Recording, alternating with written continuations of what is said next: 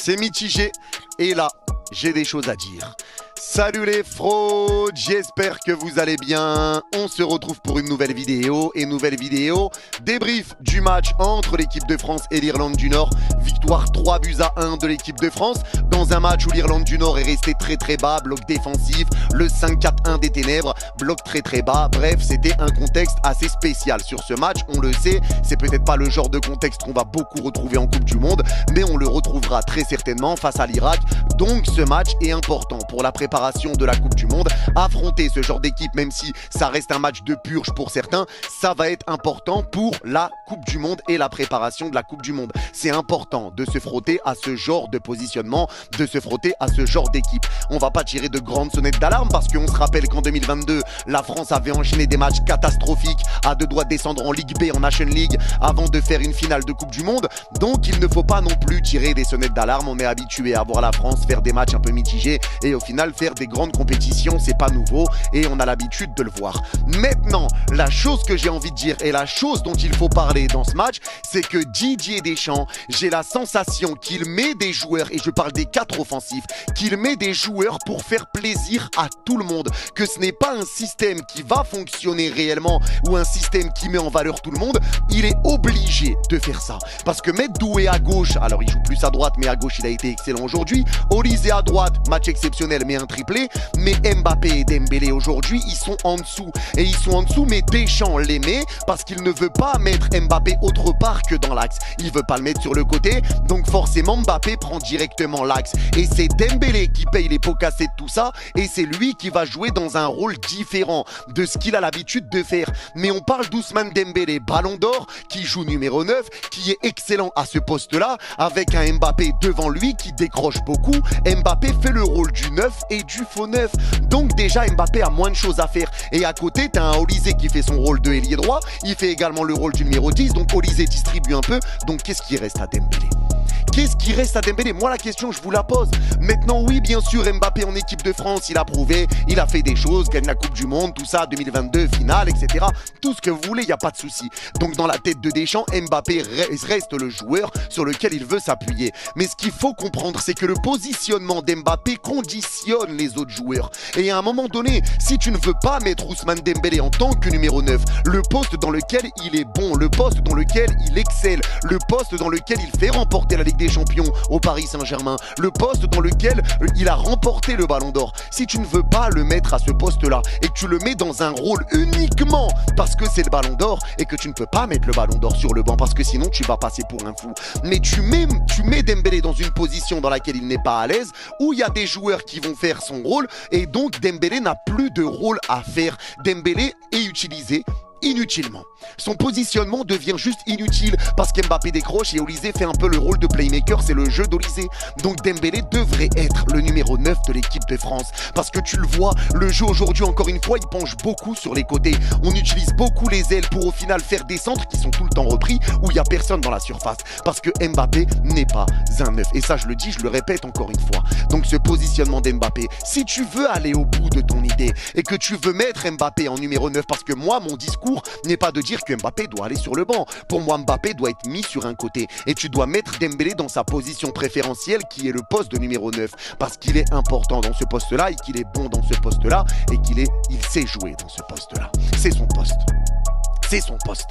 Mais le mettre numéro 10 là, ça n'a aucun intérêt. Mais si Deschamps veut aller au bout de sa logique avec Mbappé qui est pour lui le numéro 1 de l'équipe de France, encore une fois, ça peut s'entendre. Parce qu'en équipe de France, Mbappé il a prouvé, ce qui n'est pas le cas de Dembélé, tout ce que tu veux, il n'y a aucun problème. Donc que pour la tête de Deschamps, ça soit Mbappé, le joueur qui soit indéboulonnable, il n'y a pas de souci. Mais dans ce cas-là, si tu veux aller au bout de ton idée, ne mets pas Dembélé. Ne mets pas Dembélé. Tout simplement parce qu'au final, les joueurs vont faire le rôle d'Ousmane. Mais il ne peut pas ne pas mettre Dembélé parce que c'est le Ballon d'Or. Il ne peut pas. Et le problème, c'est que Mbappé, ça va conditionner tout le reste de ton attaque. Aujourd'hui, Mbappé, ça a été difficile. Parce qu'aujourd'hui, tu vois des combinaisons. Ça essaye de combiner, ça essaye de jouer vers l'avant. Mais Mbappé essaye de faire le playmaker. Il y a des pertes de balles, il y a des contrôles ratés, il y a des tirs ratés, mais il marquera. Déjà, c'est bien qu'il ait eu des situations, il y a eu des occasions. C'est pas tout le temps que Mbappé y rate, il plantera. En Coupe du Monde, ça, on le sait. Il y a eu eu des situations pour lui. Il y a eu 3 occasions. Il aurait pu donner 2 passes D à Olysée, mais ça a été raté. Mais il ne ratera pas tout le temps. Le problème, c'est que Mbappé, dans ce genre de match, il ralentit le jeu. Et le problème, c'est que Mbappé, contre des blocs bas, c'est difficile.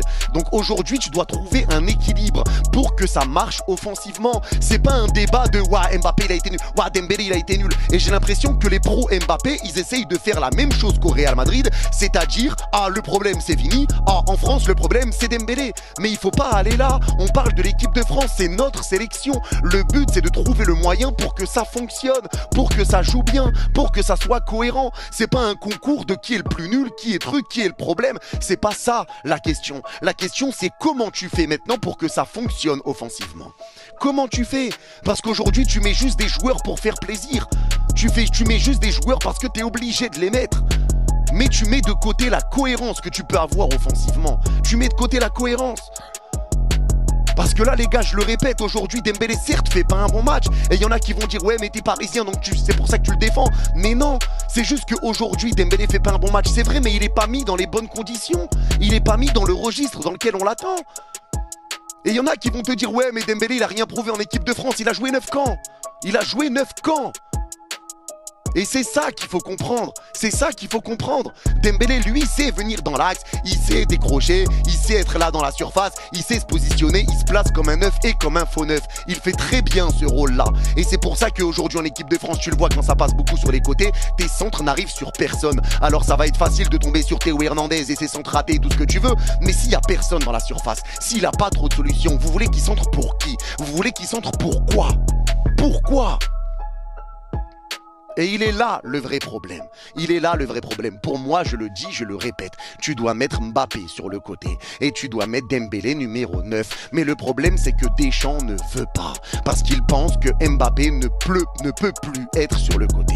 Alors, est-ce que Mbappé ne peut plus ou ne veut plus? Ça va être la grande question maintenant. Ça va être la grande question et j'ai pas la réponse. Je vais pas dire qu'il ne veut plus parce que j'en sais rien. Alors, est-ce que c'est juste Deschamps qui est omnubilé par le fait que non, Mbappé, c'est 9 parce qu'il défend pas tout ce que tu veux? Ben, dans ce cas-là, ça te conditionne et ça te bride sur tout le reste parce que ça te fait bouger tout le monde. Ça te fait bouger littéralement tout le monde. Donc à un moment donné, fais tes choix en conséquence. Fais tes choix en conséquence. C'est tout. Et il faut les assumer. Il faut les assumer jusqu'au bout. Il faut les assumer jusqu'au bout.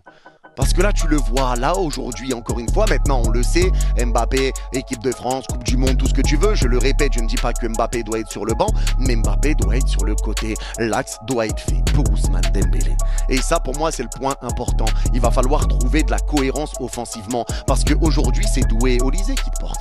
C'est Doué et Olysée. Et encore une fois, c'est surtout un jeu individuel. Et tu sais que tu as des joueurs qui peuvent être des détonateurs individuellement. Et ça, pour moi, ça reste aussi une bonne chose. Parce que même si c'est important d'avoir du jeu collectif, avoir des joueurs individuellement capables de coups de génie, de coups d'éclat, et c'est le cas de Mbappé, de Dembélé, de Olysée, de Doué, ils sont capables de coups d'éclat, même Cherki ou Barcola sur le banc, ils sont capables de faire des différences aussi individuellement. C'est une arme et c'est un atout. Ça, c'est une réalité, c'est une arme et c'est un atout pour l'équipe de France. Parce que la Coupe du Monde, c'est sur un match, tout ça, tu auras besoin parfois de coups d'éclat. Tu n'arriveras pas tout le temps à passer avec ton jeu, tu auras besoin de temps en temps de coups d'éclat. Mais aujourd'hui, Doué te fait un match stratosphérique, match exceptionnel de Désiré Doué, des bonnes combinaisons avec Théo Hernandez, bien sur son côté, participe au jeu, des très bons appels de balles, des super contrôles. Il est là, c'est lui qui va ramener le premier but de l'équipe de France, c'est lui qui est au départ, super passe d'Upamecano, la passe est magistrale, le contrôle de Doué est juste exceptionnel et ce qu'il fait derrière, c'est magnifique. Olysée sur le côté droit, triplé aujourd'hui. Olysée aurait pu terminer avec 2 passes décisives en plus de ses 3 buts. Olysée participe au jeu, Olysée buteur, Olysée bien placé, Olysée qui fait des retours défensifs, qui fait des efforts comme Dembélé qui a fait beaucoup d'efforts aussi et Désiré Doué. C'est des joueurs qui se donnent, qui font des efforts, qui participent avec et sans ballon. Olysée est déjà indéboulonnable en équipe de France. Triplé, très gros match de sa part. Mais pour Mbappé et Dembélé, ça a été beaucoup plus dur. Donc à un moment donné, il va falloir se poser les bonnes questions et essayer de trouver des solutions. Parce que oui, si tu affrontes une équipe qui va te laisser de l'espace, Mbappé en neuf, etc., ça va être dangereux parce qu'il y a de l'espace. Mais dès que c'est un bloc bas, une équipe qui est bien en place défensivement, c'est là que ça devient plus compliqué pour les Bleus avec ce positionnement de Mbappé dans l'axe. C'est là que ça devient plus dur. Et tu le vois, Mbappé vient marcher sur les plates-bandes de Dembélé quand il décroche. Plusieurs fois, tu as vu Mbappé et Dembélé côte à côte avec personne devant. Donc c'est difficile. Donc à un moment donné, il va falloir trouver la solution pour Dembélé. C'est facile de tomber sur Dembélé, mais quand tu regardes le match, tu vois qu'il y a des joueurs qui viennent faire le taf à sa place. que c'est Mbappé qui décroche et qui fait le rôle de neuf et de faux neuf et qui vient faire le rôle de Dembélé, qui vient lui marcher dessus. Que Olysée a ce rôle sur le côté droit et ce rôle de créateur. Donc il reste quoi? Je le répète, mais il reste quoi à Dembélé? Il reste quoi? Il faut trouver une foutue cohérence dans cette attaque des Bleus. Il va falloir la trouver parce que là c'est un problème. Et encore une fois, c'est facile de tomber sur Dembélé, mais Dembélé n'est pas mis dans le registre dans lequel il excelle. Il avait même dit au trophée UNFP: j'attends que Deschamps me mette numéro 9. Ouais, le coach il veut pas me mettre numéro 9 en équipe de France. Et Deschamps qui avait répondu en rigolant parce que là il était en plein direct et il a dit: ouais bah je te mettrai sur le côté gauche la prochaine fois. Mais on sait que Dembélé lui il veut jouer 9. Il veut. Et ça serait de la cohérence. Si maintenant je vous dis que Dembélé doit être le 9 de l'équipe de France, ça vous choque? Ça vous choque pas. Ça ne vous choque pas. Parce que c'est une réalité, c'est lui qui doit être le 9 de l'équipe. Mais Deschamps en décide autrement.